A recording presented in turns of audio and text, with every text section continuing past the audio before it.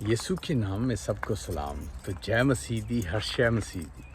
تو دوستو، آج کل ہماری کنٹری میں ادھر ہیٹ سٹارٹ ہو گئی ہے۔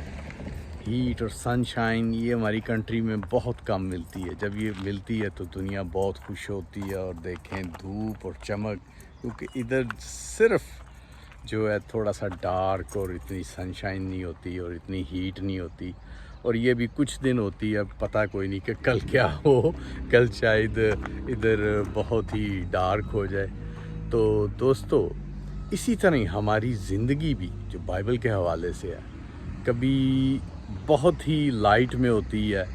لائٹ وہ چیز ہے جو آپ کو ہمیشہ نور سے مانت دیا جاتا ہے کہ تم دنیا کے نور ہو، کیونکہ جو خدا میں آ جاتا ہے وہ دنیا کا نور ہوتا ہے، اور جو نور میں نہیں ہے وہ اندھیرے میں ہے، وہ شیطان کے اندھیرے میں ہے، کیونکہ شیطان کا جو اندھیرا ہے وہ صرف آپ کو برائی کی طرف لے کے جاتا ہے، اور جو خدا کی روشنی آپ پہ چمکتی، آپ کو سدھارتی، آپ کو ہر چیز دکھاتی ہے، کیونکہ اندھیرے میں جیسے آپ چلیں گے، آپ کھائی میں گریں گے، پتھر سے ٹھیس لگے گی، اور اندھیرے میں بہت سے آپ کو ڈاکو، لٹیرے اور بہت سی چیزیں ایسی ہوتی ہیں، پر جو روشنی ہے، روشنی میں آپ کلیئر دیکھ سکتے ہیں، آپ گھڑے میں نہیں گریں گے، پتھر سے ٹھیس نہیں لگے گی، کوئی چور ڈاکو نہیں آپ کو دیکھے گا۔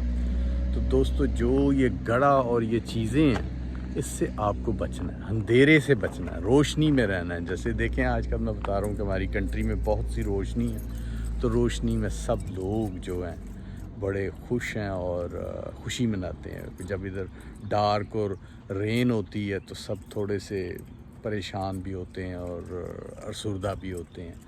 تو اندھیرے میں دیکھیں سب افسردہ ہوتے ہیں، وہی شیطان کا اندھیرا۔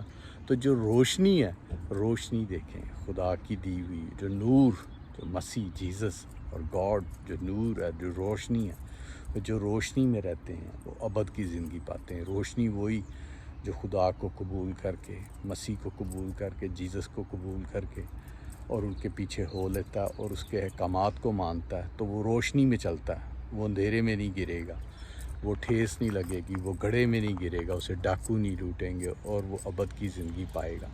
تو جو اندھیرے میں ہے، شیطان کے اندھیرے میں، جو خدا کا نور کے پیچھے نہیں ہوا، تو وہ اندھیرے میں چلتے، گرے گا بھی اور مشکلات بھی، اور جو آخری گول ہے، جو اینڈ وہ ہے جو اپنا آخریت میں اپنا اجر، جو تنخواہ، اجرت، سیلری وہ ملے گی، وہ دیکھیں کتنی بھیانک ہے۔ صرف گندک کی آگ اور دانت پیسنا اور رونا اور چلانا، وہ ایک ٹائم کا نہیں، سدا پوری عمر۔ تو جو خدا کی رہیں گے پناہ میں، شرن میں، جو خدا کو قبول کر کے اس کے ساتھ رہیں گے اور جو ابد کی زندگی پائیں گے، ان کے لیے کیا ہوگا؟ ان کے لیے پیراڈائز ہے، نئی سرزمین ہے ان کے لیے۔